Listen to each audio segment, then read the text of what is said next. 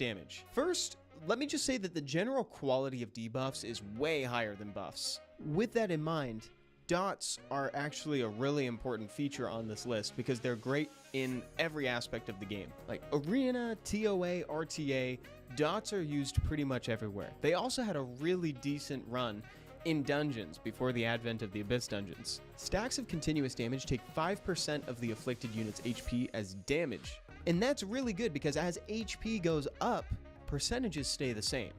5% is always going to be 5%. And then when you throw something like Sath in or Thrain, you get incredible results. Number 10, Suppression. This gives your opponent a choice, or maybe it'd be more appropriate to call it the illusion of choice. They can use a skill with a cooldown, but if they do, it'll uninstall the game off their phone. I'm serious. That's what it does. Number 9, Glancing. I thought about putting Attack Break at this slot, but it's only a little bit better in terms of average damage reduction. But Glancing will go that extra mile and deny debuff application. Like, if you Attack Break a Rika, no one cares. But if you put a Glance on Rika, that could heavily impact the rest of the game. Number 8, Silence. Silence prevents monsters from using skills with a cooldown. So it's very effective against things like Vanessa, because it will actually stop her third skill from activating. It's not very effective against like Riley or her sisters though, because their fourth skill doesn't have a cooldown. Though I will say a 2-turn silence is one of the only times I feel safe when looking at a Veligul, because you can't really proc out of that. Actually, I take that back. Veligul would find a way. Number 7, Provoke, which narrowly squeezes by silence, by the way, because it lets you essentially decide what a monster does on their turn. It's a form of crowd control that forces the afflicted user to use their first skill on the unit that applied the debuff. That's pretty good. So in that way, you can think of it as increasing their cooldowns for a turn, because functionally, it's the same result, though they also have no choice in who to attack now, which makes it ever so slightly better than silence, because with silence, they get a choice of who they attack. Though I will admit, when writing this list, I was tempted to just put them at the same slot, but I was like, Provoke is actually like slightly better. Number 6, just as much as the speed buff is stellar, the slow debuff is backbreaking. 30% decrease to speed. It messes with the most important stat in the game. This hurts speed scaling damage, messes up tuning, and inadvertently gets whoever applied it more turns. 30%. That's more than the leader skill I'm using, probably. This also has crazy applications in dungeons and raids. Thanks, Lauren and Shannon. Number 5 is Oblivion, which is amazing because honestly, I'm just gonna let the man himself tell you about it. Folks, give it up for Tessarion.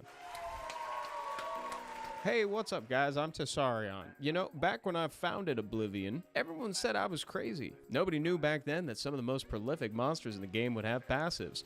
And now look at me. I'm one of only 3 of my family being played in RTA. Well, thanks, Evan. Wow. That was great, Tessa. Thank you. And honestly, so true. Problematic LD5, 50-50 shot Oblivion will solve that. Julienne, gone. Berghild, gone. Tessarion, here to stay. Number 4.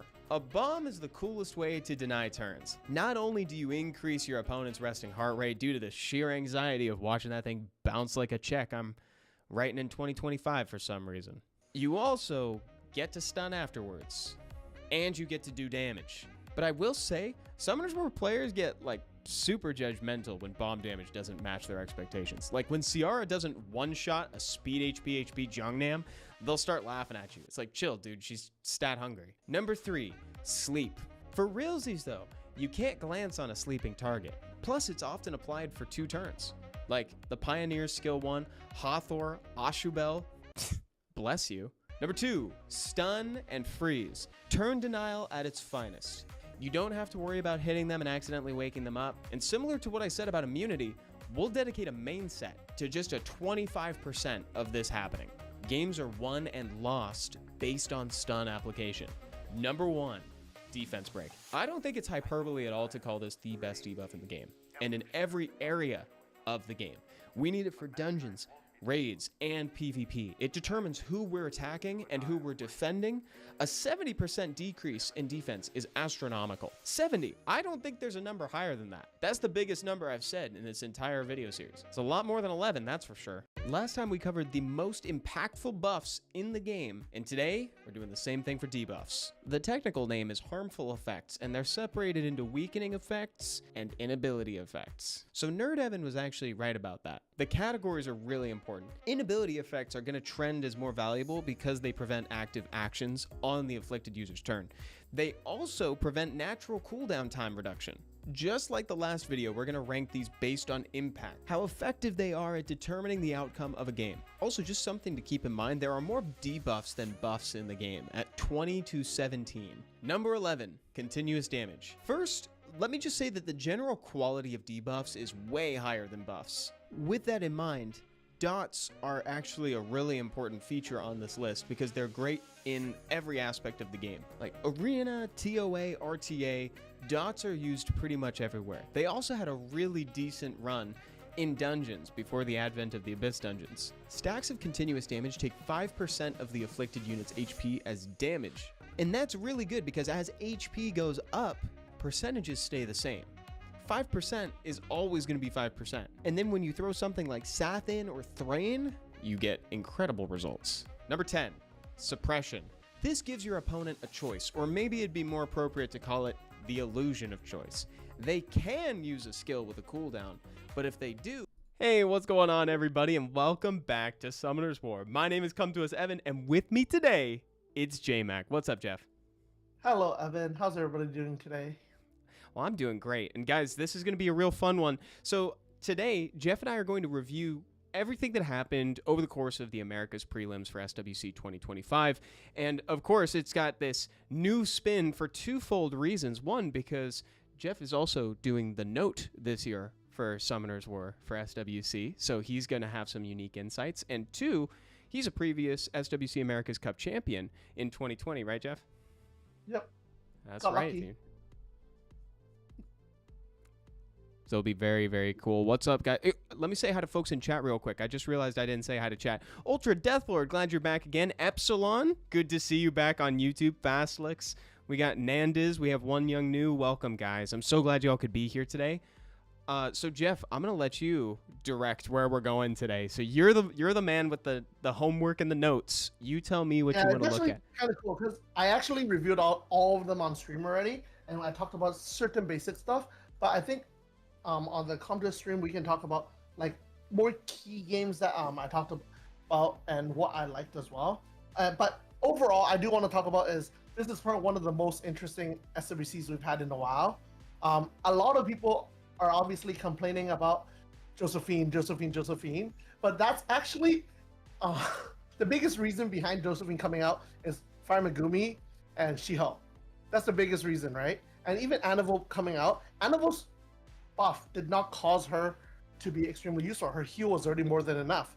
But the biggest reason was because of these two water units that are running around, right? Josephine, Shiho, and stuff like that.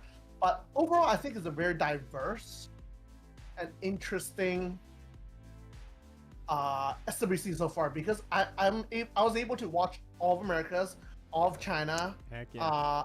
the Open, which is France, right? Yeah, the France Open as well. Mm-hmm. And we all kind of have a different meta. In China server, they were fighting for Dark Monkey King. Everybody, for some reason, had one. Oh, that's crazy to all share that. Out of everything is insane, but he had an insanely good win rate even in Americas. Yeah, Americas did very well. But both times that it did a really good win was when it resisted an Okeanos reset. Yeah, that happened twice. That was crazy, bro. So we're gonna just quickly, since we're on Big V and Badowni. So this match, I actually didn't rate who won, but regardless, I think who had the Miying again. Did you say who had Miying again? Yeah, I forgot. It's been 2 weeks. I'll advance forward, but Downey drafts the Miying in the first round. Oh, so I think this match, Badani did win this one right off the bat, right? And I think the first round, Big V got a little unlucky.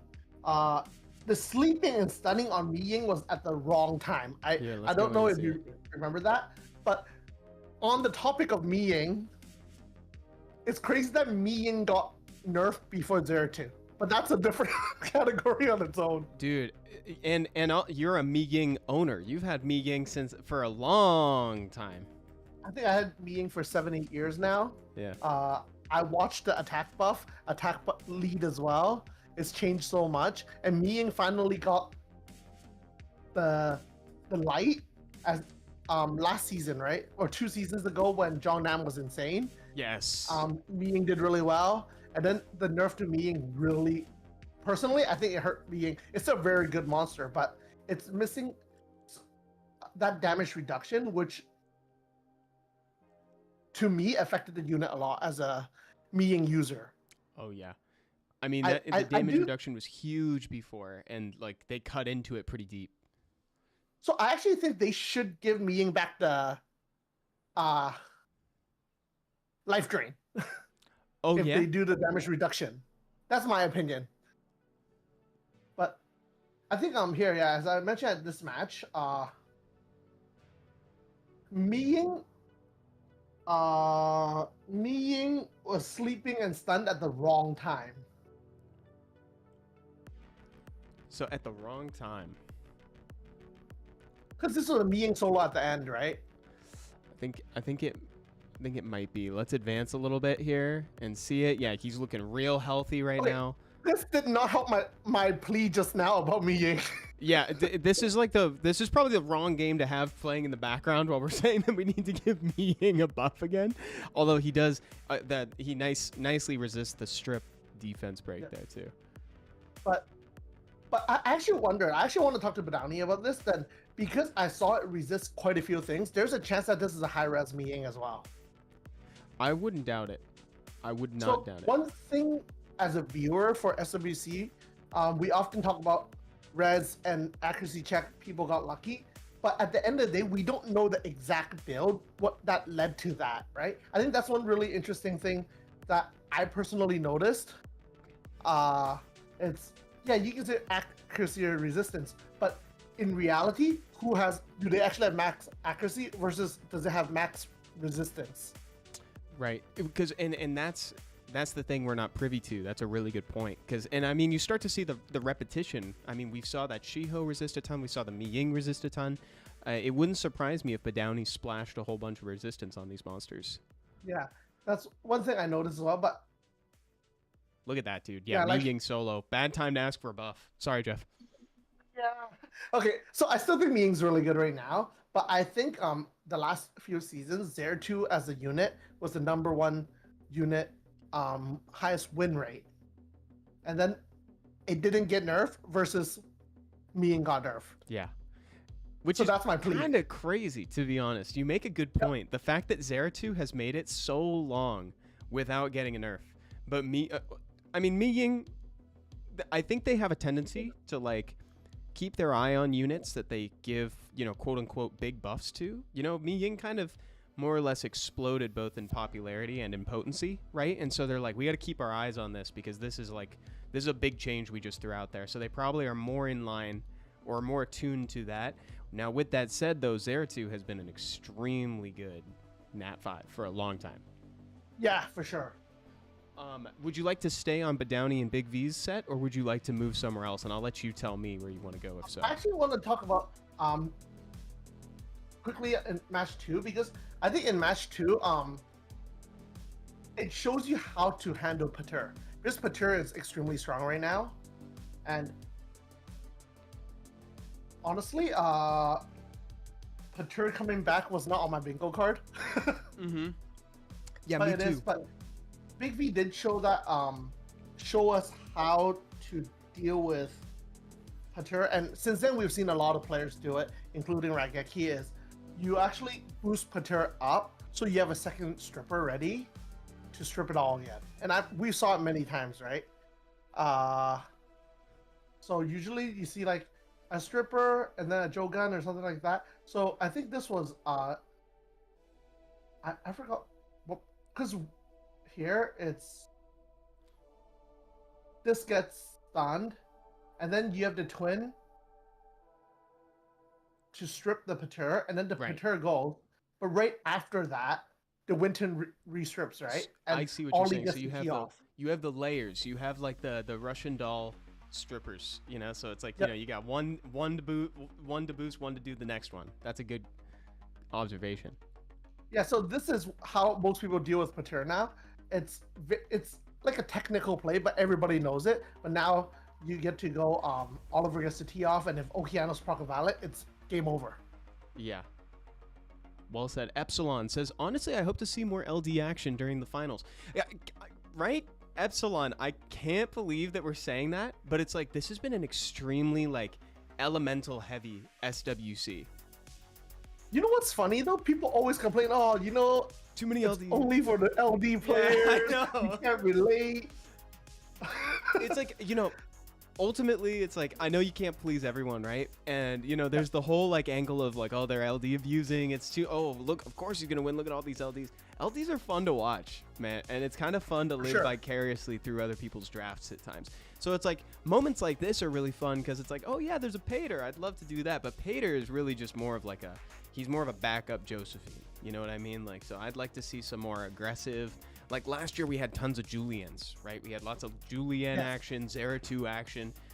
This time slightly less so. What's up, boy Butar? What's going on?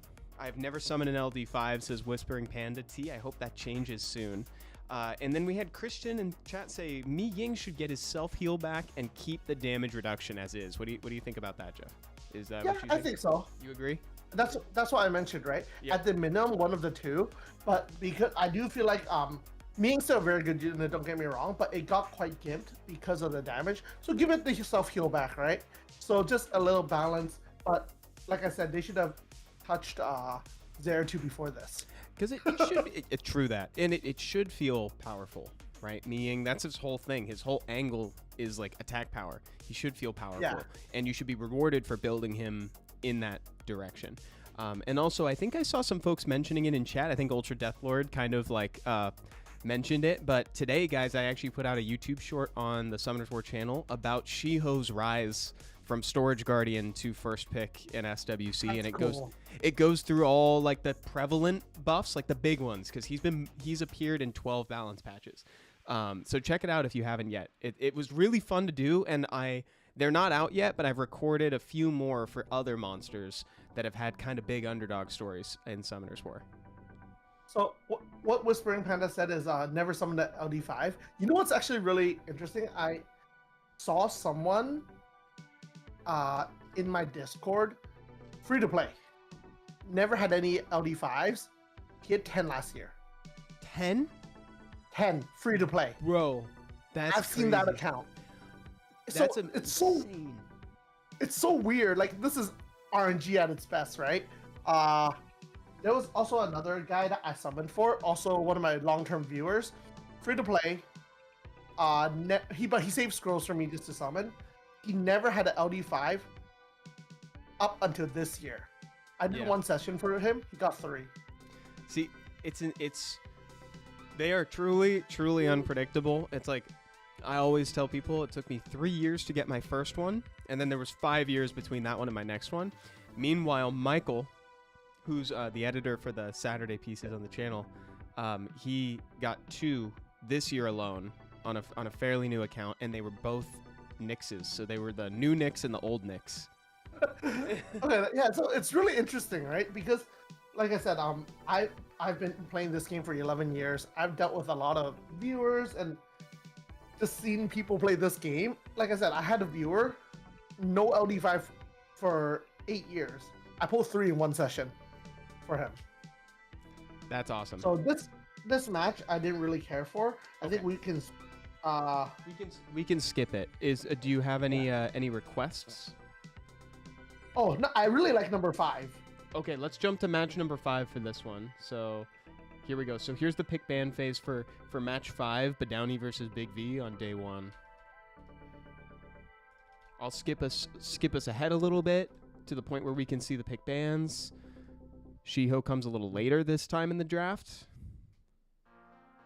So this match basically was unlucky how Badowni ruined his Okeanos. I'm assuming he put his fastest set on Laura, and then Okeanos should be one of your top sets as well, right? Right. But this match, it ended with the Wind Twin. What happened was the Laura goes, Wind Twin actually cuts in between. Really? So and immunity goes up, right? And Okeanos could not. So this ended right there. So in my head, I'm also wondering, how fast is that Wind Twin? So we got the Shiho start. We got the Oh, Moses. Hi, chat, and Evan and Jmak. Love you guys and love this game. Just wish my dang phone would let me play it. Thank you so much, dude. I'm glad you could catch stream today. I'm sorry you can't play right now.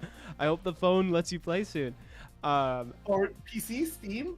Yeah, Epsilon says, I got my 5 LDs within half a year, and that was in my second year of actually playing. Yeah, see, dude. Right? It actually happens, just not to me or you. Yeah, yeah, exactly. So, it happens right here, right? It happens to people. Right, okay, so let Laura me goes, replay this Laura's moment. Right? Yeah.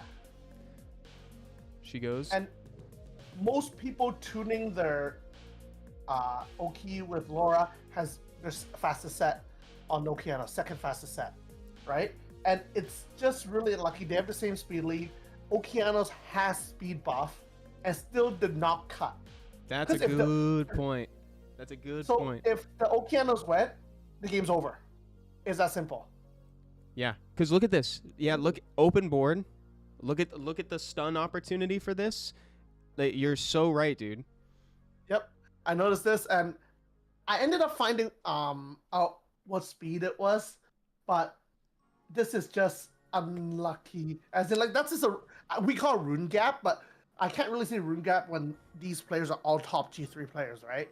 Yeah. But just I wonder how Badowni ruined his units that led to that. Maybe he actually put the Vow on something else, or he made his Laura too fast. Like, there's so many scenarios that led to that, but that was really interesting.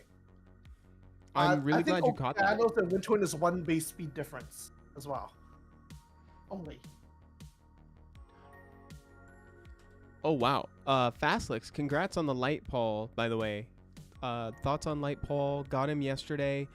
Let me wait. Hold on. Let's look at this real quick. So I got the light. Paul should be 28 speed lead guild. Yes, so, I've heard this is a guild monster. Yeah. First hit removes all beneficial effects. Second hit leaves a brand. Third grants oblivion. The damage of this attack is proportionate to your max HP, like most of the Pauls.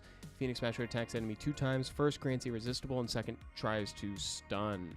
Yeah, this is very guild, especially with, I mean, the speed lead tells you that as well. Interesting unit. We'll have to go through some testing.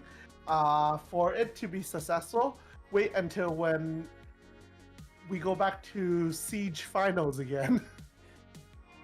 Exactly. So that was a really good observation. So you said you found out the Okies. You don't have to share it, but so I assume there was a little bit of room left in there. Yep. for yeah. Okay, got it. So that way the Wind Twins could intersect that. They could cut. Overall, in my head, right? Like, speaking of, like, pretend I never spoke to any of these players. It's safe to assume Oki has a 187 to 190 set. That's what a lot of G3 players peg their Okeanos as. Now you have to think, how fast is that Wind Twin if it's a 190 or 185 to 190 with speed buff Okeanos? How fast did the Wind Twin have to be able to cut in between? That's a real fast. Yeah, that's a real fast Wind Twins. Right? Great observation. Yeah, the Okeanos, and this match was a Game 5 match, a very important match, and it literally ended like that. Yeah, that's crazy. Ended super fast too. It's like, yeah, it's either Oki goes and stuns everybody there, or he does not, and then it's like it goes to Big V. It's that simple. And then I think that's about it for this one. Sounds good. There's not too much I want to talk about the Zazas, but you can skip to Game 3. of Zazas. Game 3 of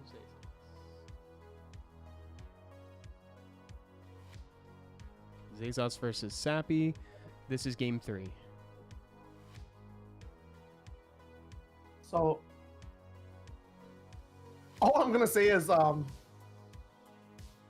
right here, the child's coming out no matter what. Like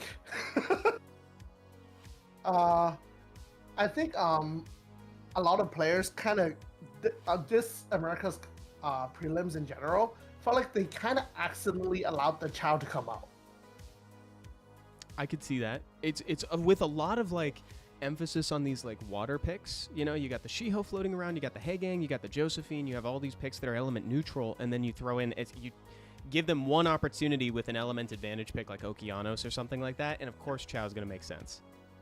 Yeah, and then like if you look on Sappy's draft, just not enough damage to burst down, not enough additionals as well. There is a chance when every unit's healthy, but Zizas brought a lot of pressure as well that does enough damage, and also has 2 heals on his team, technically 3 before the ban. So this one, it actually made no sense that Chow did not get banned.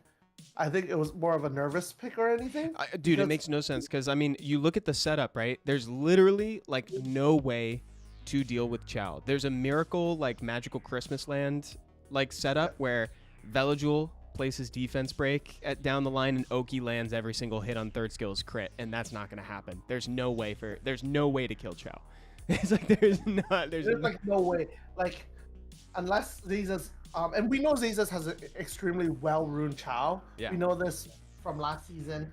We know it from just his most pick and ban, right? It's literally on the player card. So this is one that I felt like it was just either you randomly forgot, you got nervous, or something happened, because I was pretty shocked when that happened. Me too, and I have to say, I really enjoyed Sappy's games. Actually, Sappy was a really fun player to watch. He impressed me. It was a cool SWC debut. I agree with you, though. I think this game might have been a little bit of a hiccup. Could have been nerves. You know, could have been a misapproximation. I don't know exactly what was going on there, but like, yeah, the Chow needed to get banned. Yep. And then that's about it. Overall, I believe that was a 3-0 as well. So was it 3-0? I forgot. No, it wasn't. Sappy gets, I think, 1. And then it's like, yeah, we can jump forward, and it's like, okay, yeah, it's a Hagang and a Veligul against Chow. There's no way that thing's going down. Yeah, so cool. That's about it. And then go to not much to talk about in Zazam versus Ricky, other than he decided to ban Draco, but he addressed this on stream. It's not a BM move. No, absolutely not.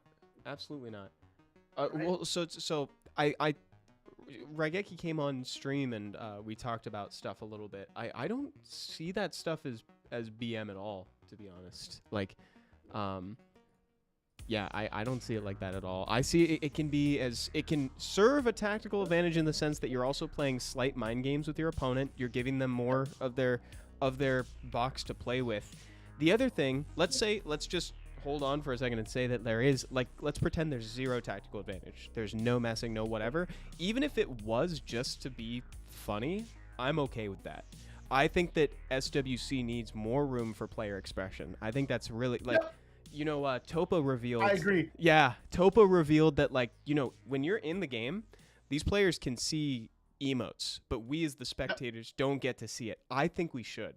I would really love to see that. I wish I screen recorded when I played, because yes, yeah, I spam emotes. In a way, people go like, "Oh, you BM, you're trying to trigger them," but also I say hi to them when we first play the match, and then maybe sometimes they don't say hi back. Like, there's a lot to more than just, "Oh, I banned this unit."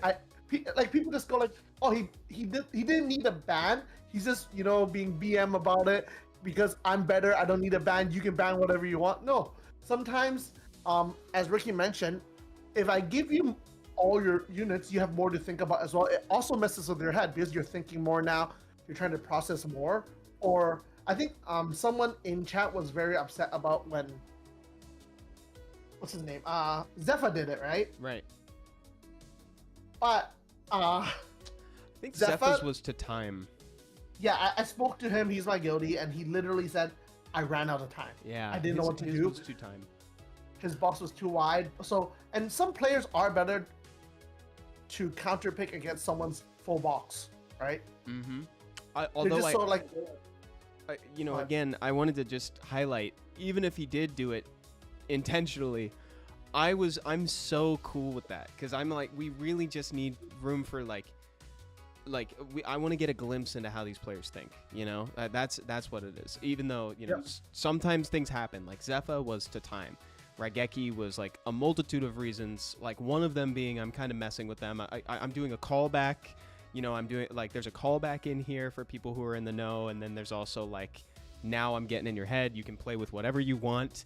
Like, what's my thought process? What's my game plan? You know. So. And he's also being funny because you know what? That was his ultimate downfall last season, right? It was a call out to the. See, that's the thing too, because in that moment, right, he later revealed to me that it had a slight tactical advantage of like I'm messing with their head, but it's a call out to the chat. It's like, look, chat, I'm not doing what I did last year. Like, it's exactly off limit. It wasn't even to Zezim. It was to the chat. That's how I saw it, which was so cool. Well. I was like, that's awesome. Overall, yeah, Ricky played well. I was very impressed compared to last season, but Ricky as a player has gotten so strong. Yeah. Just for someone that is like he's streaming quite a bit now. He's actually streaming right now as well, but he's streaming quite a bit, just enjoying the game. And I spoke to Ricky last year. He did have some self-doubt last year, had issues as well. As a competitor, you'll go through all that as well, right? Yeah. So this is the moment, by the way, because I was just playing the game for like some B-roll in the background, but this is the moment that Jeff's talking about. Cool. Okay. Anything else you want to jump to? Any other match you want to jump to? Nope. That is it for my week 1. Yeah. Day 2. Day 2, I have to talk about Tuan. Yeah, we got to talk about it. Dude, I can't wait to hear it. It's impossible to talk about the prelims without mentioning Tuan at least once. You know, it's like I don't want to be mean. He's a very successful player. He's so good. That's the thing, bro. Look at his rank, chat. Like this guy. Like you know, we've got like memes now following Tuan's participation and seeing the way he plays. But dude, right. Top rank 8, dog. So, and for the people who don't know, as well, Tuan used to be named iPokemango, also a very well-known player. I've met him in person at the Orlando meetup. Actually, he came out for that as well, and his account's insane. His auto meta units last year, he had he had the Nikki Berg, all that stuff. Now he has Dark Monkey King. He has everything basically to be successful. The only thing he doesn't have is will runes. That's it. Yeah, he hasn't spent a lot of time in Necro is the joke, right? Yeah, but I talked to Zazas about this too, and I remembered after speaking to Zazas, Zazas was the one who ran into him, and that's how Zazas won, right? So I'm surprised Tuan did not learn from it. It really sucks. As a player, I think he has all the tools, and he's been around for so long. He's rank 8 for a reason, but his thought process of resistance, because he uses one big thing that he wrote on Reddit why he doesn't use will runes. This was 5-6 years ago, was because he believes in tolerance runes, and his account has insane tolerance runes, like insane. He bought the intolerance packs, he bought the reapps, and everything, but that only worked well when it was Arda Ragdoll, more bruiserish meta, that right? Makes sense. Yeah, I see. And he used Arda Ragdoll back then for the longest time, so it just kind of sucks to see him not for the second SWC in a row not go and fix those issues. Hey, and it's just, look at that, Raigeki! Thank you for the raid, dude. Hello, Ricky. Hey, what's up, Ricky? We were just Raid. talking about you, dude. Speak of Raigeki and he shall appear, man. That's crazy. What's up, guys? Welcome aboard. Sorry to interrupt, Jeff. I just wanted to acknowledge that. Go for it. Yeah. And like, I think the thing was super ironic is the only match he won here was his Dark Monkey stealing a will rune, Yes. resisting 3 accuracies check, and won. That was the meme. Is he only wins with other people's will runes. That's the only way you do it. Slazzy, Evan actually seated, bro. For once, I'm sitting down today. I'm so tired. I'm so tired, guys. Yeah, so I'm sitting down. Yeah, because like this match, he just ate 2 Rain of Stones and everything melted, right? Because he was able to use Ella to put Rain of Stones again. He ate 2 Rain of Stones and he just melted in this match. So, match 2 was the match I was talking about, and that it was just so ironic that that happened.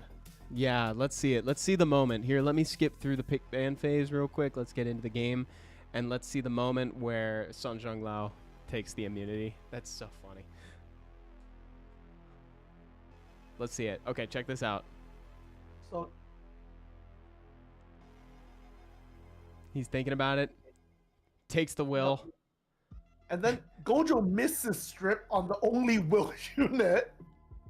The only unit that matters for the strip. Yeah, exactly. Yep. And then Okeanos misses a double check because Okeanos has 2 chances to strip and reset now. This is what you and I were talking about. This is the moment you and I were talking about at the very top of the show today. The double. Yep. Let's replay that. Can I get an instant replay on that double? Look at it. Strips and tries to reset on both hits now. Yeah. That's insane. So that will protected him from 3 strips. The game is trying to send him a message, dog. That's what it is. It's like look at the power that you're letting go. Exactly. I can't believe that happened. It felt like someone was watching. Guys, this is Tuan with no will runes. Imagine him uncapped. Imagine him with will, bro. This is what you would see every game. If I was watching this, I've seen your success and everything, and we've seen your success coming back to prelims twice already. Mm-hmm. If you can improve in this sense, I really do believe you have a really good chance to compete in SWC. I really believe that. So this is just love criticism, not like it's so true. It's true. It comes from love, and also like you can't talk about Tuan like this without acknowledging just how good he is with his playstyle. And also, I think it's great that Summoner's War gives an opportunity for folks to see something like that. They're like, dude, tolerance runes. And then you get that mind blown moment, and they're like, I'm going to build all my units on tolerance. I'm into something nobody else is seeing. I think that's kind of cool. Yeah, and you can go on Reddit. I'm sure you can still search the thread unless he deleted it. And back then, you know what? I still did not agree with it, but it made more sense when it was Arda Ragdoll meta, just because it's in the long run, it makes sense. You're just high HP, high defense, high damage. You're getting the most efficient runes being used. But now, like even Tuan has to use Wunsa, Dark Monkey King, something to speed contest, right? Yeah. And that's a lot harder, because all units that need to strip, have act check and stuff like that, are going to be 85. They're going to be max act regardless. And your tolerance rune is just gambling on a 15% that you would have no matter what anyways. That's true. That's some tough math to have to deal with, but it's very true. Bye, Moses. Thank you so much for hanging. But it's really interesting to watch him as a player because he's written about this. And you know what? There's only so much I can say. He has shown so much success, but that play style only works on ladder. What are some speed leads that do you think that are most impactful so far? Fire Megumi and Oliver. Yeah, Sierra also just came back, but those 3 basically. Vanessa people use, but not too much. Well, as we see one on the board, but no, but to your point, dude, I think there were a couple times where it's like, I was watching this. I reviewed I think day 3 with Ace on Wednesday, and Amo and I. So we were talking about it. We saw a couple opportunities where like Vanessa was picked, arguably kind of in error, or like she didn't really like provide a whole lot. We're in a state of the game right now where all of a sudden, even though she's a 33, I think you're right that it's like Oliver, Fire Megami, Ciara, these units that are kind of like they're dictating the flow of the game. Vanessa is more like responsive. She kind of sits back, she waits for her moment. Yeah, you can set up a defense break with her, but that's not exactly the same kind of pressure that like an Oliver or even a Fire Megami is going to put out. Yep, and it's really interesting because this meta is not like a couple seasons ago where you just put all your units on Swift and blow them up. There's a lot more technical plays because there's She-House, there's high base speed units, and it seems like Oliver in that sense is a lot better than like P-Sam or Samath or whatever you call it. Is not really getting the play that it needs as well. I guess it's just kind of an awkward unit. I love the unit, so. He knows about tolerance runes, but does he know about slot 6 res? Aggie baby. Oh, what's up, dude, by the way? It's good to see you. Also, yeah, Twan's probably a big believer in slot 6 res. Probably knows. Yeah, and then very simple, Leo force ban air, ban speed lead. And I talked about this on stream after day 1, that anyone who plays Twan in week 3 have a Swift Granny rune. And we'll get to that, I'm sure, and we've seen that as well. So Swift Granny. Yes, the Swift Ganny. The next one is Orchid. Basically, I think Orchid actually drafted pretty well. The first match, if I recall correctly, Ladrillo actually got unlucky. Oh. I think Patur got 2 back-to-back procs, if I remember correctly. Let me see. Okay, let's go into the game. So match 1 we're looking at, right? Match 1? Yep. Cool. Awesome. So we got the... Oh, so there we go. So we got the Hagen cleanse. Evan, what has been your favorite match? My favorite match? Well, I remember like standout moments. Like I remember the Misty solo, right? Raigekki's Misty solo.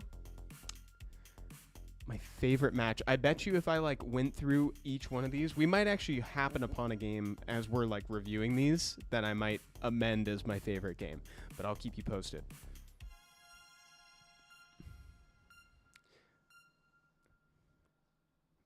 So we got Pater transformed here.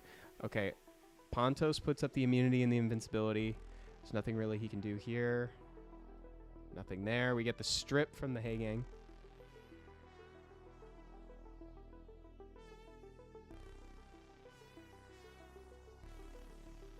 No proc, but we do get some solid damage. Pops the bomb. Poor Orchid. I think it was closer to the end. We're almost there. Where Patur got 2 big procs, and because in this position right now, if I asked anyone, they would guess Ladrillo would win. Oh right? yeah, oh yeah. From this position, it's like impossible to tell that Orchid wins this. You know. So here comes the wild blow on the Gianna. I think close. this. Oh, additional turn and res. He res the stun. Yeah. Oh so that's my what, god. And the game turned around right from here, right? And slowly, he healed back up, and that I felt like this match, Ladrillo got unlucky. Also, as you get closer to the next couple matches, Ladrillo got more comfortable playing back his speed comp that he normally does, and it was a lot better. Ladrillo played a lot better after that. There it is. Yeah, there's the second one. Okay, do you want me to jump to game 3, or would you like to see the second game that Orchid wins? No, that's fine. Let's see. Ladrillo, basically game 4 is really just game 4, I think. Yeah, I wrote game 4. It's Ladrillo started playing like his normal, more aggressive speed comps, and he just, because game 2 is the same thing, he just outspeeds him and wins. And I like to watch Ladrillo play like this when I would say you're a lot faster than the opponents and your units are tuned like that. I didn't feel Ladrillo being too comfortable at the beginning. That's all I saw. And like when the FNS comes out to start racing the She-House, I think that's when like you're confident, right? But this match is really interesting because there's a lot of chances that Ladrillo could get unlucky, but it didn't, and everything worked right for him. Like he landed everything in this match, like which is a dream scenario for anyone who drafts correctly. oh, right? Yeah, it's like now if everything just does what I drafted it to do, it's like. Oh, for sure. So I think the only thing about this match is Sierra. There was one slight chance that Orchid could have won is when Sierra missed the bomb on Dark Pony. I mean on Light Pony, Eleanor, because the bomb's gonna go on Eleanor here. If Eleanor procced because he decided to reset the Ashore, it'd been game over for Ladrillo. Yeah. So look at that, dude. Right. So if Eleanor procced here, it's 100% game over for Ladrillo. Yeah. Well, not 100%, but very close to that. But everything went Ladrillo's way, and that's about it. Yeah. So yeah. I think Ladrillo got a lot more confident closer to the end. Well said. Yeah, it took him a little while to kind of get in the flow for sure. You know, in that one game, Orkut definitely did get lucky, but credit to him for getting those 2 games on him early, because it's like Ladrillo was one of the like favorites for the whole thing, and it was Orkut's debut. Yeah, and like to pick up 2 games up into Ladrillo right away, it's pretty big confident booster as well, right? Yeah, exactly. Oh, and Fastlick says, I feel like Pater wasn't popular back then, and now here we are seeing him used a lot in RTA. That's exactly what Jeff was saying earlier, which is so cool. It's like, yeah, Pater kind of came out of nowhere, you know, as like, I shouldn't say that. Basically, you know, Material was good when I was playing SWC2, and it was one of my kryptonites. Dude, it's funny because it's like when you start digging for all these units that are like anti-crowd control, like, you know, Pater comes up and now all of a sudden it's like he has a home. And Epsilon makes a great point too. Having immunity on hand or being able to cleanse is pretty nice. He's also one of the few that does something kind of comparable to like what Velajul does. You know, it's like it's very rare for a monster to do that, to do the cleanse, the immunity. I mean, we're talking like Pontos level stuff, Lima, Velajul, Pater. There's only a few monsters that really do that great. Yep. Can we skip to Vinny Panda? Yes, sir. Vinny Panda. Here we are at round 1. Would you like round 1 or would you like a different round? Well, this match is very simple. I was talking about it. I talked about this on stream. Is this Panda didn't do enough damage? It's that simple. Cut and dry. So the Chow gets locked away. Jogun's actually insane. I love Jogun. Dude, I've loved Jogun for a while, but it's like his buff was so good for him, dude. Like, I'm so happy to see him here. So, Aya is really cool to watch, but it's also a double-edged sword. As you see, like, in week 3, Crocodile navigated around an Aya very well as well. Yeah. So, I think, I talked about this as well. For you to use Aya, you need also to apply pressure to your opponent. Like, as you see, like, Vinny has attack buff, Shiho, it applies pressure where you forces your opponent to start using the skill. Because Crocodile was never behind in his match in week 3, he was able to navigate around Aya very well. But when you bring enough damage to go with Aya, it's very disgusting, as we saw here. Ultra Deathlord, thank you. Evan is the sunshine in my darkness. I feel happy when I get to look at his face. They're so sweet, dude. Thank you. And then you go to game 4. Game 4, I believe, was a pretty... basically 2 procs won the whole game right off the bat. All right, let's see it. I loved it. Okay, Shiho starts. Shiho starts us off. A very common sentence for SWC. Same thing. This is, remember when I mentioned you boost Patur up, he will have to be forced to throw his immunity. Jogun goes, and then 2 units gets nuked right after that. Yeah. So yeah. Jogun gets to strip again. That's all how I would say the Guardian players are dealing with Patur now. So you just bring double strip. That's like old school RTA, you know, old school RTA advice. Yeah, exactly. Look at that. And then there's the proc, kills the monkey. I was so surprised that killed the monkey, actually. I remember being really shocked about that on stream. That attack buff is strong. Yeah, it's like that was a lot of power, and it wrapped it up. Okay, Also, to be fair, Sierra did not need that proc though, but it was over right off. yeah, right? It's like we call them like there's some procs that are game-winning procs. There's but there's also expeditious procs. That one is the sort of thing that it's like, yeah, we're already done here. Let's just end the game. And I think game 5, I want to talk about. There was one thing. I think there was a very critical play error. I noticed. And what again, kind of error? by the way, this is game 5. So I'm saying this in the back seat at home. When you're on stage, you're gonna make wrong plays no matter what. It's very easy for me to go watch a YouTube video 20 times and figure out like what went wrong. Yes, but, bro. Yes, exactly. I love that. I have to say this because I've made tons of mistakes, and I still do to this day. In May, when we did the 2v2 Guardians Club thing, I made so many mistakes due to the timer. Yeah. Because I didn't know they shortened the timer for 2v2. So it's very easy, like I said, to critique these players. They're all very good players and playing at a very well level. But at the same time, I can also critique LeBron James for missing a shot. Yeah, exactly.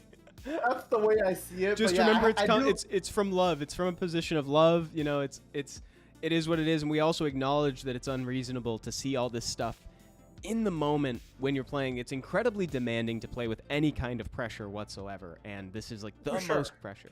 So we have the benefit of hindsight. Also, this is like, dude, this is probably the third or fourth time I've watched these games, right? Be it on stream or live in the moment, right? So anyway, so you were saying there's an error. Yep. So we'll go. The play starts right away, but I think the strip. Let's see, where was it? Sorry. I think the reset was wrong because Vinny. Okay, so you have immunity going up, right? You're gonna get Velojoule, right? But he decided to Panda decided to reset the Assure over the Heygang, and I did not like that at all because you have immunity going up. So why did he decide to reset the Assure over the Heygang? And I think this is a very critical mistake to make in a game 5. Like, you have immunity, right? Once you reset the Heygang, he only has 2 strip versus an AoE strip, right? Oh, yes. I do. I see what you mean. You see that? Yeah, I see what you mean. He reset the Oliver. But why do you need to reset the Oliver when... That's a really good point, because it's like you have immunity. It's like if you deny the strip, then you're good. But I think, I mean, I suppose he was worried like about what he's thinking, one particular monster or something like that. Like I see the vision. I see why he could, but it's like, yeah, so, but also, this is off element. This is like, there's a whole bunch of things to think about, right? Because if you reset Oliver, you still have 2 fires. Although your Water Twin and your She-Hulk will get locked down, there's a good chance that eventually your Velojoules or Oki will resist, right? Because it's off element. So personally, I think that's just a mistake. That pressure, it could be anything. I don't need to make an excuse for him, but that's what I noticed, which led to Vinny winning. Yeah, it's true. Yeah, he did win. I'll skip forward a little bit here because yeah, you're right about that. I'm not trying to take sides, but yes. Real quick intermission for a second. We had a question in chat a little while ago. I think Epsilon asked, wanted to get your opinion on the new transmogs. So I brought them up on the back. It's sick. Aren't they very cool? It's sick. Yeah. This awesome stuff, dude. Yeah, the Draken Warriors look great. I think I said this in like the Fuse News short, the little preview, but it's like, if you told me like years ago that they were making a mech skin, I would I would roll my eyes. I'd be like, I'm kind of done with this, because they went through a mech phase like really early on in Summoner's The War, beginning. and it wasn't great. And it wasn't Yep. great, but they've since like come back and just totally mastered it, and like they look spectacular. Then you got the Beast Monks here, right? The Beast Monks have never looked better. Yeah. That's awesome. No, do you know what is my favorite one? Kovachi. I think Kovachi, and I'm sure you guys saw on Reddit that there is a Little Prince Easter reference. egg. Yes. Let's show it. Also, their skill 1s are low-key actually my favorite skill from the... Look at this skill 1. Like, not even the skill 3. Yeah, look at that. That's so good. But here's the reference, right? Yeah. That's so cool. Look at this. What a great skill 1. Yeah, that is absolutely stellar. Yeah, good. Like, I'm gonna be honest. I've played other different companies' games as well. Look at this though. Like, I love that's it. amazing. Like the new skins are amazing. Also, dude, the Saja boys, like that's pretty sick. Yeah. That's dope. I wish that I could get this. Unfortunately, I won't be able to get that, at least not for a long time. Okay, back into it. So where would you like to go next for the games, Jmak? Week 3 now. We're basically done week 2, right? I just skip. We're on day 2 right now. Did you say you want to go to day 3? Yeah. All right, let's go to day 3. So, because like I think the next match that we would talk about would be Crocodile against Truewell. But by the way, Crocodile's my friend, like real life friend in Vancouver, and he's actually a very decent player, but he's also fighting Truewell, one of the most decorated players on global. And honestly, he just Truewell just completely destroyed him. Yeah. So it's hard. That's hard, right? Yeah, that's really like, this is a 3. Also, it's crazy to see Truewell play 3 different drafts. It's just fun to watch. That really shows you I love it when he does how diverse the meta is right now. Like, that's a good point. I didn't think about it like that. When we talk about it, we talk from the perspective of like the breadth of monsters that he has prepared. But that's a really good point. The amount of monsters that can work in this meta, it's a testament to it. Yeah, that's a good point. And people complain about Fire Megumi and Josephine, right? And we watched Fire Megumi and Josephine lose. That's cathartic. I think chat really appreciated that in the moment too, because it's like you see these monsters succeed, you get a little tired of it, you want some diversity in the draft. And True Whale is like, he's a really talented player, but he's a showman. Look at this, he prepared like 3 different drafts for us. Like, it's so cool. Yeah, remember Julianne on Kovachi Julianne on paper was last season, completely last SWC, and since then there has been changes that made it not as good, but in Truewell's hands, he still played it very well, did very well, right? So it's really cool to see that.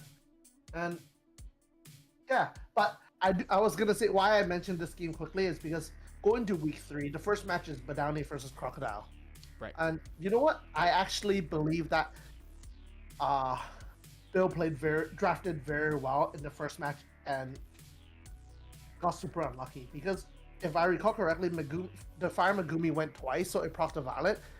But Okeanos was able to throw back an armor break and still proc a Violet and Rain of Storms. Right here. I think you're right. Let me there's the Fire Meg. I think on paper, this is a winning draft in Crocodile's sense. And as I mentioned, I know him in real life. He's a friend in Vancouver, and he actually played okay. Against Truewell is very tough, but against Badani, he drafted pretty well, and he did get some worse procs that he shouldn't get. But overall, like he got unlucky, right? But I don't want to take anything away from Badani. That is a part of the game as well, but I didn't want to go like, oh, Crocodile shouldn't be there. Like, he got completely dominated. And he cared about it because he messaged and asked questions and understanding the game as well. Oh, that's also cool. Yeah. You're allowed to say this. I think I'm allowed to say this because he's my friend, and also Ricky's my friend. He needs to work on his artifacts on his Misty. Yeah, no, yeah, yeah. No, I think Ricky said that too. I think Yes. I think he said the same thing. Well, so now with that said, Ricky's and Zazos's Misties are probably the new measuring stick by which all Misties are going to be measured. And yeah, this one did not hit exactly the same. Here's the moment, I think, right? I assume because he's got the defense break. I think this is the moment he's going to pass it back. It's countered. The proc. Right. Yeah, that's great. And then it's like now he can get full attack bar again. Like, look at this. And this is slow to throw back again, technically. Yep. But regardless, it doesn't matter. Like, I think that's just super unlucky. Oh man, that Misty loves to counterattack. Honestly, I forgot Hathor existed. Kaneki wants Hathor to come back. I mean, Hathor just, technically speaking, she appeared in a balance patch recently, but, it wasn't anything crazy. 2 more. Yodeo is trying to bring it back, and people are hating on him. Really? Yodeo is bringing back Gianna Gali Hathor, and I really want to ask him, do you really want to do your wings for 4 hours a day?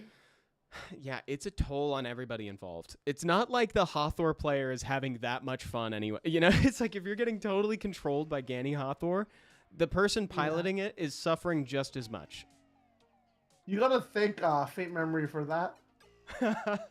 He created a meta that lasted, I don't even know how many years. It was a plague on early Summoner's War. I give myself credit for maybe two different type of comps that are meta. One was Shayna Martina, for sure that was mine, and I completely dominated leaderboard with that. But Contours nerfed it so quickly. They nerfed it faster than I could climb.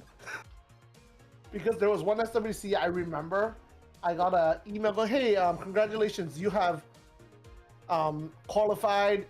And then I recall a couple days later, we got a balance patch and Shayna Martina was nerfed. I actually was like, sorry, I would not be playing for this SWC.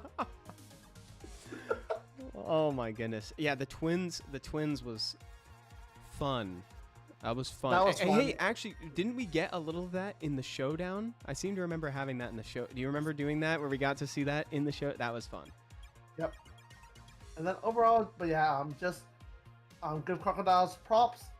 Go back to the drawing board with Twan Twan. Okay.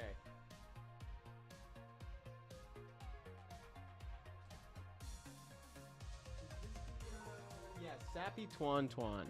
Sappy Twan Twan. Yeah. Do you want to do the first one, or do you want to go to game 2?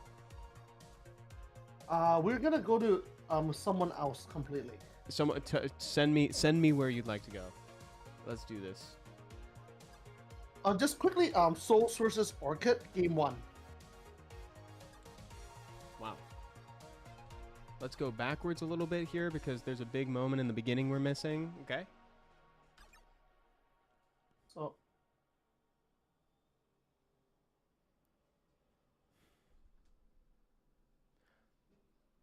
So we get so he uses this to boost Oliver ahead. Yep. So Oliver, I mean, he's safe from Strip into Oliver, right? Very standard play that everybody's doing, and it's good. But I think there was this one thing that I caught is, I think this game went really long, right? And then I think I don't remember. Shiho did something wrong. Shiho, what I wrote down was Shiho S3 Josephine for no reason, and it gave her a shield. This is closer to the end, I believe, when it's like 2v2. Let me advance a little bit further, just so that way we can get closer. Hello, oh wow, this game does go on for a while. Yep.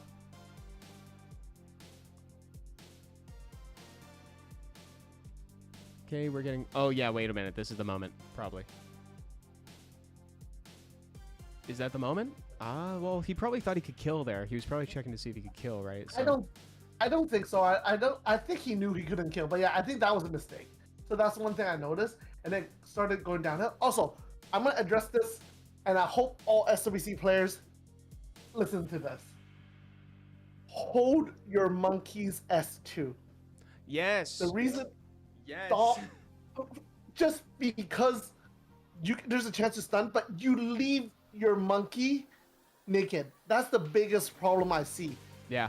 I've seen multiple matches people lost with it. If they held the S2 for one more turn, you still have invisibility, and then you S2 get enough attack bar for the S3, you have constant immunity or invisibility. Please, guys, just do that. Dude. That's a big Oh deal. my god, how many times did we see skill 2 ripped and then Shiho's just standing there like, huh? Yes.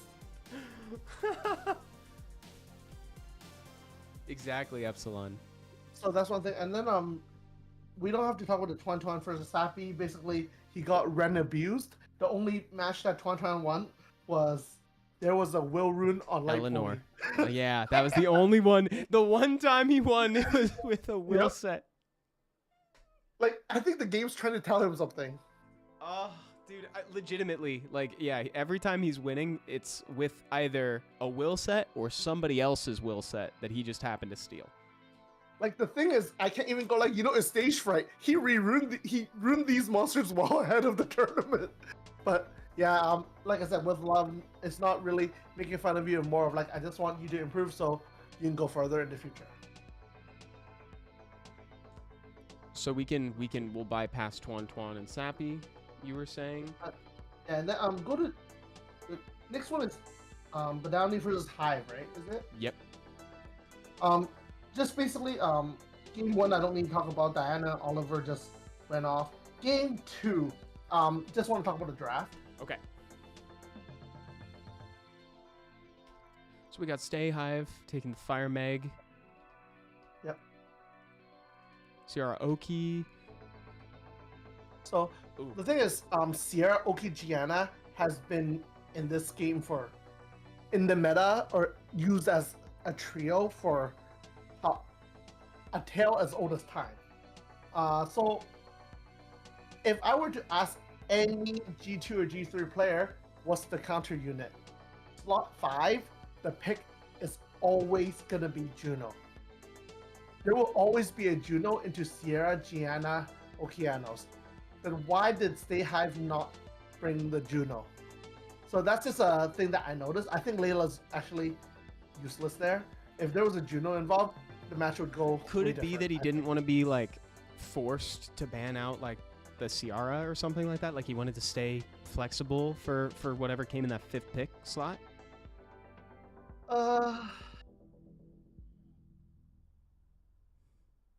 I still think no. I think the Juno has to be there. But what does the Layla counter as well, right? Let me ask you this. How do you feel about the Diana? Do you feel like the Diana was maybe too early? Yes. See, because I think they might actually be tangentially connected.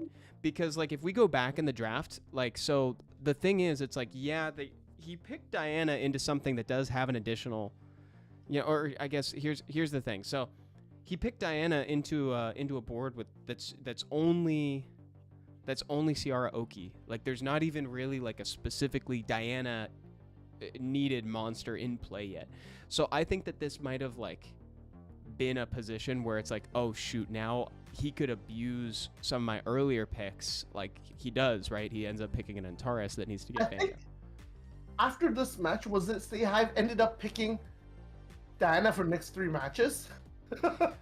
Was it the next 3? I don't remember. I don't know if it's 3, but so I think it has. See, I think it's actually like, because you're right, it should be Juno, but I actually think it's partially Diana's fault because now it's like he's got this weak point that can easily be addressed by Badowni, and so it's like he probably felt some pressure to stay flexible to be able to ban whatever that 5th pick is, even though you're right, there should be a Juno in this equation and there should be a Ciara that gets banned. Yeah. Also, actually, speaking of, I do believe there are certain units that all SWC's players should have in their back pocket. Diana's one of them, obviously. Antares? Minato. Whoa. Yeah, Minato. Antares is okay. One thing that I talked about that I have not seen yet and I expect to see is Trevor. I think Trevor is a very interesting unit to have. Yes. Water Indra, which is, I forgot Water Indra's name. Parjanya. Pajanya. Yeah, so I think that unit also deserves to be that pocket last pick unit. These are some units that I've noticed recently that should be put into your monster box for in case that last pick, because a pocket last pick like that can win you the match, and I really want to see Trevor. This is a great take, dude. I think Trevor's buff was actually like really cool. I'm surprised we're not already. Well, actually, I shouldn't say that. I'm not surprised that we're not seeing him in SWC double negative. Yep. But I'm surprised we're not seeing him more in regular ladder play. Of course, if we're not seeing him in ladder play, we're not going to see him in SWC. But like, yeah, it's too early. There is one argument about Trevor is because there are still too many Josephine and too many She-Ho's around, right? It's very water heavy right now. It's very water. I still think that there will be time you drop a Trevor, it'll make everybody go crazy, and on top of that, it'll win you the match. I'll be doing backflips. Like I'd be so excited to see a Trevor. Because there's certain units in this game that will make the crowd go wild. If you ask Raigeki or Ricky for when he won America's Cup, Carlos. I love that. Everybody screamed. Oh my and God. sometimes you need that in the game, right? Especially in the live arena, where some of these matches are going to be held soon, right? Yeah. Dude, that moment was crazy. I flipped, bro. I was so happy. Yep.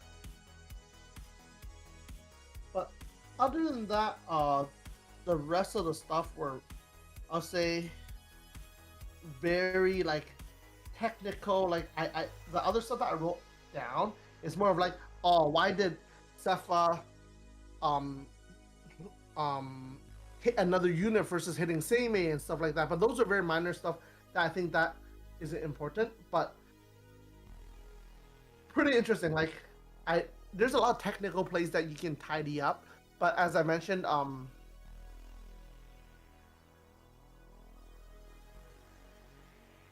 those might be because you're just nervous and you're not making the right play at the right time because you're on stage. You're on a 15-20 second timer, right? Right. There's a whole bunch of factors that are going to go into this. Waddle's PK, which is there's a whole bunch of factors that go into why I've ignored you today. No, I'm just kidding. I'm just kidding, bro. I'm not ignoring you on purpose. What's going on, dude? Ultra Death Lord says, Evan, please don't read all the chats. I don't want to be exposed like this. Hey, you got it. You got it, bro. Don't worry. I won't even look at them. I think one thing that's really cool as well that is going to come is that in the near future, there will be a balance patch that is going to slot in. Because remember, this balance patch was the mid-term balance patch that we never knew we were going to get. Right. Which is really cool, right? So I'm really excited to see what changes are going to be added into the meta and what is going to change as well. So, I think Kaneki asked what they did to Trevor. So they added the clause about how he counterattacks with Relentless Strike when his HP is below 30% and he gets damaged.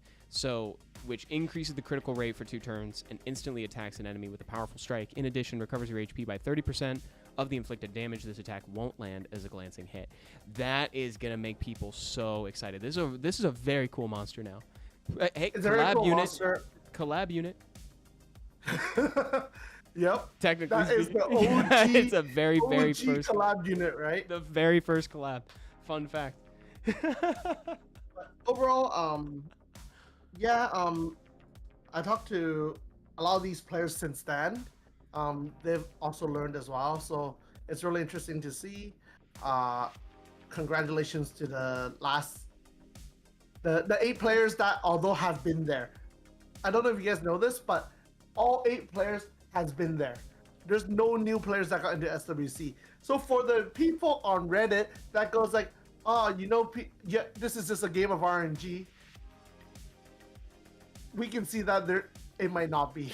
There's definitely, yeah, there are a lot of factors in it. You know, it's Yeah. like that. You know, RNG does play a part on winning a match, but because we're playing best of fives now, it's a lot harder to blame RNG, it is. right?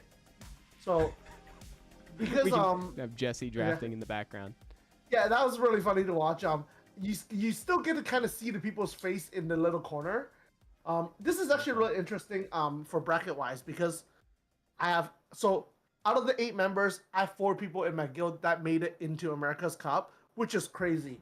I'm very proud of all of them, but now I get to see them all duke it out against each other. Isn't that exciting? Here, let me advance forward and we can see the final bracket just in case people haven't gotten a chance to see it yet. Let's see it. There it is. So that's the bracket for America's Cup. Great points, dude. I really like hearing your analysis and your post-game feedback. Like, this is very cool stuff. Yeah, thank you so much. But again, like I said, I'm not making fun of them, insulting them. There is a little banter, but at the end of the day, when you're on that stage, you got there for a reason. And on top of that, it's just very easy for me to mention certain stuff, right? Exactly. It's all you know. It's all meant to be in from a place of love. You know, it's a critique. We have the benefit of watching these games in hindsight, and that's why we like to kind of dissect them and try to take away some learnings from it, right? It's impossible to see all this stuff in the moment. That's the very nature of why this sort of recap stream exists. It's like, even from like a player perspective, a caster perspective, it's like some of these little intricacies, there's so much going on in Summoner's War. So it's like, you know, it's nice to be able to look back at it, especially when you have a previous America's Cup champion like Jeff, who's done the homework, who's looked into it, and brings all these awesome notes to the stream, dude. Before we go today, is there anything that you want to say to folks in the chat? Thank you guys for watching. Thank you guys for hanging out. And also remember, tonight will be the EU qualifiers. Yes, So guys. there's a lot of excitement in that. The stream will go up on Come To Us EU stream channel, I believe. But go watch it, go check it out if you can. But other than that, if you can, try and be at America's Cup, or try to be at one of the upcoming Come To Us event, and check out Come To Us store as well. Well said, dude. And if for some reason you guys aren't following Jmak yet, I've got his channel link in the title as well as in the description on YouTube. So regardless of where you're watching, give him a follow. If you want to see more stuff like this, he has also been helping out with the SWC Note. So he's been doing more recap videos and streams rather like this. And if there's anything else, I don't know if there's any other announcements to talk about right now. Check out the channel because we got that short about Shiho's rise to power, and we'll have more coming out for other underdogs in Summoner's War. If you guys are watching on Twitch, stay in chat. We're going to raid somebody. All right, y'all. Have a great weekend. Bye, guys. Perfect. Thank you so much. You guys have a great weekend. Very effective against things like Vanessa, because it will actually stop her third skill from activating. It's not very effective against like Riley or her sisters, though, because their fourth skill doesn't have a cooldown. Though I will say a 2-turn silence is one of the only times I feel safe when looking at a Veligul, because you can't really proc out of that. Actually, I take that back. Veligul would find a way. Number 7, Provoke, which narrowly squeezes by silence, by the way, because it lets you essentially decide what a monster does on their turn. It's a form of crowd control that forces the afflicted user to use their first skill on the unit that applied the debuff. That's pretty good. So in that way, you can think of it as increasing their cooldowns for a turn, because functionally, it's the same result.